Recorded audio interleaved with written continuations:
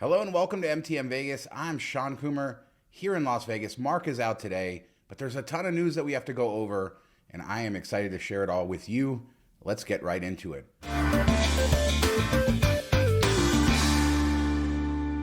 Buffalo Bills out in Primm has announced that they are reopening. They're going to have a soft reopening December 23rd, and that is good news for people who've been waiting for one of the COVID-closed casinos, closed since March of 2020, to reopen. It's reopened a few times over the past year for concerts and weekends, but now we're told it's going to reopen for good. And the soft opening will be December 23rd, as I said, but the full opening will be in January. According to Vital Vegas, they will have refreshed rooms, new flooring, new games, and a few of the restaurants are going to be open. Denny's, Panda Express, and Cucha's Mexican will be back within the next month. And then the coffee shop, buffet, and Italian steakhouse back pretty soon after that. And that's a surprise, a buffet out in Primm. I don't know if any of you have ever been out to Primm and eaten their buffet there. Let me know. I've heard terrible things over the years. I had eaten the buffet out at Gene at the Terribles, which is permanently closed now, and it wasn't very good way back when. I can't imagine the one in Primm was any better. Now, we don't know anything about what's going to happen with the rides, and a lot of people have asked, and hopefully they do bring the rides back. But the rides were really only operating seasonally in 2019 after having been closed for a few years. They refurbished them and then they were open for the summer and then closed in the fall. So I wouldn't expect the rides to reopen this time of year anyway, but hopefully this is good news for Desperado, the roller coaster, to come back this summer. Really hoping for that. It's been crazy to see Buffalo Bills closed for so long, and even when they reopened, it seemed like a half thought together effort. So now with a permanent reopening, hopefully we'll get some new features, and I can't wait to see what the rooms look like. The rates are pretty cheap, I'd say, but maybe not cheap enough for where they're at. They do have a small resort fee, and midweek rates are as low as $44, with weekend rates not much higher, in the 70s, so not terrible, but it's still in Primm, right?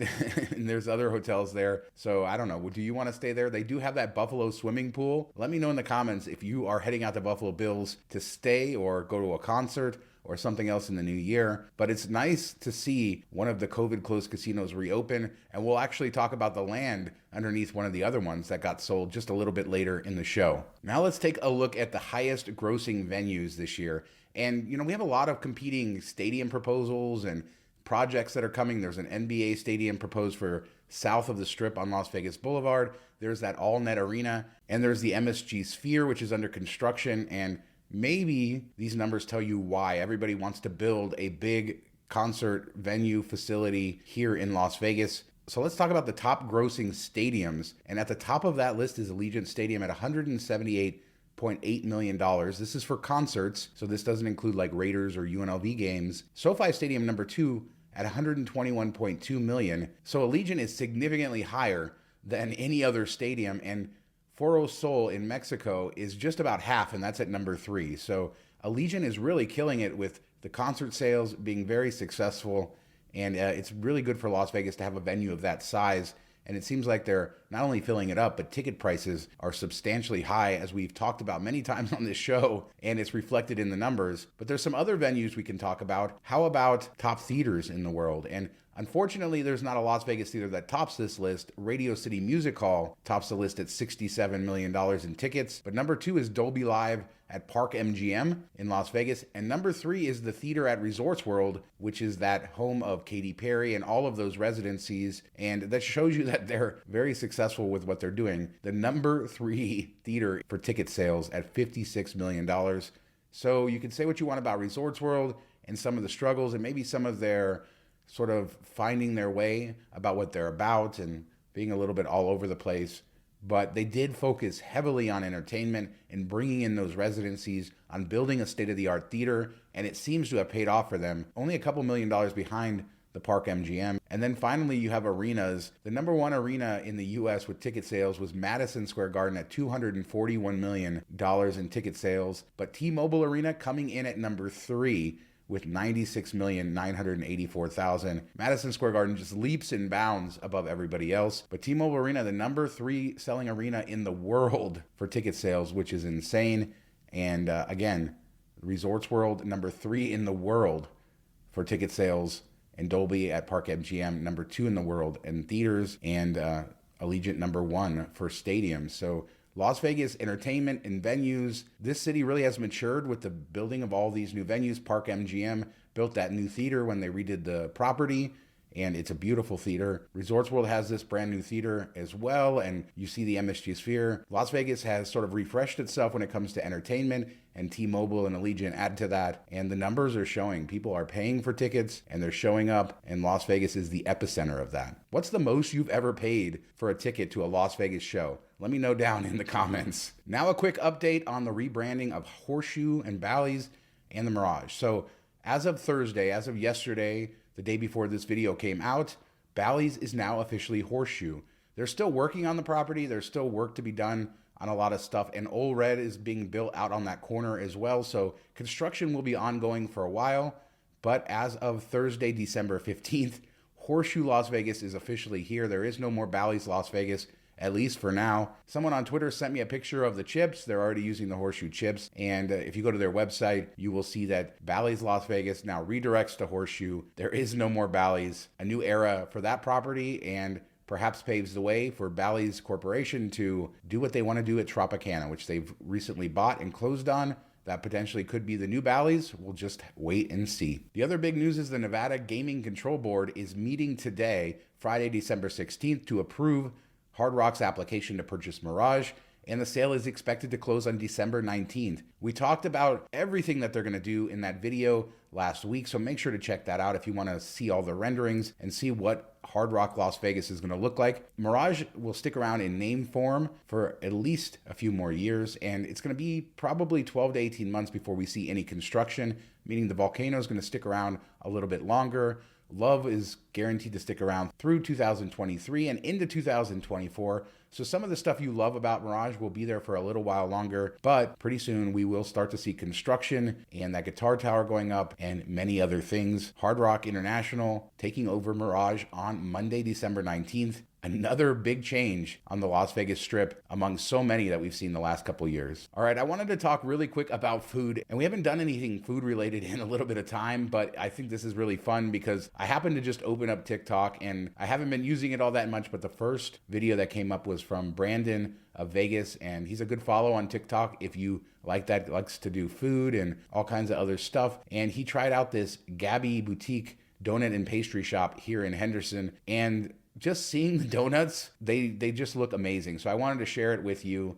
This place has various different kinds of donuts, but you can tell they're just a little bit different. That apple pie one looks amazing, and he gave everything very high ratings, and if you can look at the Yelp reviews, they're really high. I want to know if anybody else has been there.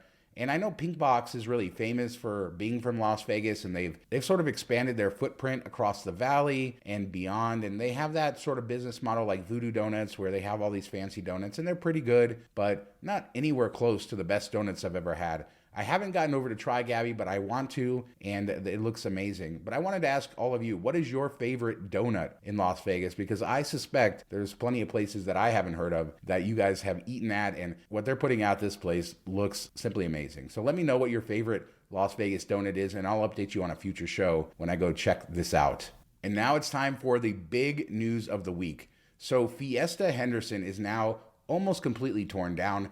The parking garage is still there. The building is completely gone, and the land needs to be sold. And guess who's going to buy it? We know who is going to buy the land, and it's the city of Henderson. The city of Henderson is going to buy the land and turn it into some sort of a sports facility with the hope of bringing in other restaurants and shops. So a community facility on that 35 acres of land that the Fiesta Henderson used to sit on. And I think this is a great use of the land. It's smart for Station Casinos. They ensure nobody else is going to buy it and turn it into a casino. And it's good for the city. The city of Henderson has focused a lot on their parks and recreation. They have tons of rec centers all over the city. I think their rec center program is rated one of the best in the entire country. It's a big focus of this city. And so taking that somewhat central location in Henderson and turning it into a recreation area and an indoor sports area and facilities that they don't have currently is a great idea. And a lot of what we lost, like the movie theater, is sort of replicated not far away.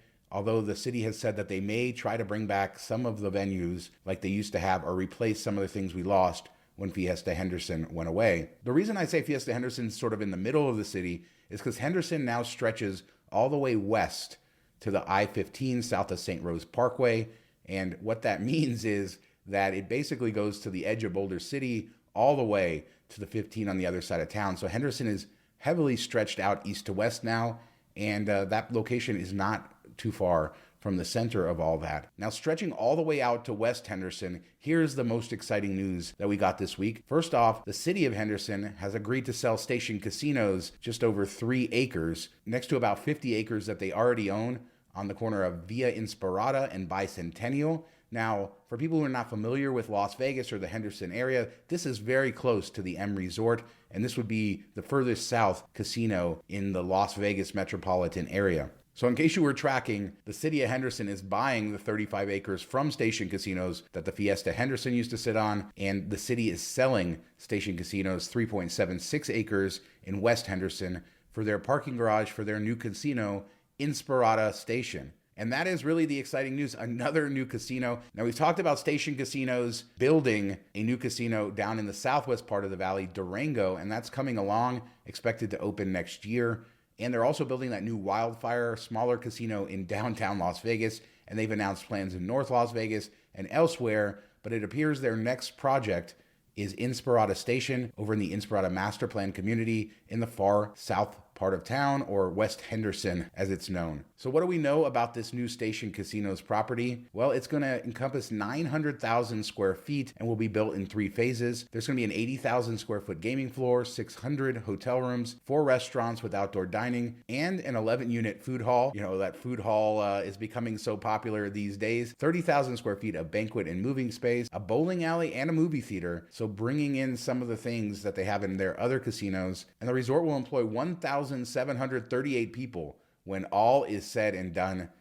I'm excited for this. They've also said that the experience should be comparable to Red Rock, meaning this is going to be a higher end place. It's very interesting that they decided to name this Inspirada Station after Durango in the Southwest. They opted not to say Durango Station, but just to call it the Durango, or Durango actually. So yeah, another new casino coming to Las Vegas. There are so many, right? We talked earlier in the show, Bally's and Horseshoe, all the changes there. Bally's Corporation buying Tropicana, and then all of the other strip casinos like Fontainebleau. There's land in front of the Las Vegas Convention Center that's been bought, the Dream Hotel on the South Strip, Tillman Fertitta's Casino, and I could keep going on and on and on. In fact, I'm going to do a video soon kind of recapping everything because there are so many new projects. Las Vegas is turning over and a new era is coming with new casinos, old ones going away, and a lot more. It's crazy. And this was sort of unexpected, and especially the fact that the Henderson is going to buy that land from Fiesta and they're selling this land there. It's an interesting swap. But Inspirada Station was approved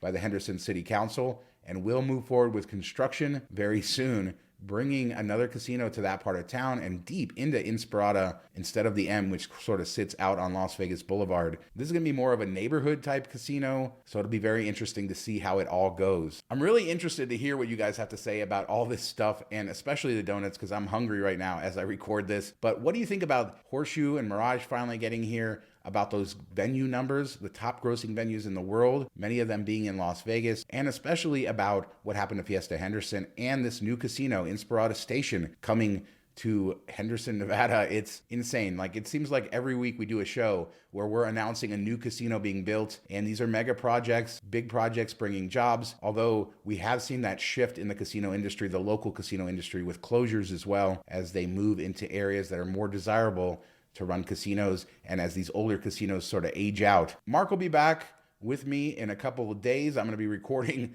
live from my cruise to Mexico, so hopefully that all goes well. But we'll have a normal show in a few days, and then I have a lot of exciting videos coming up, including that new casino video, a construction update, a lot coming up in the channel in the new year. So thank you so much for watching. Talk to you next time.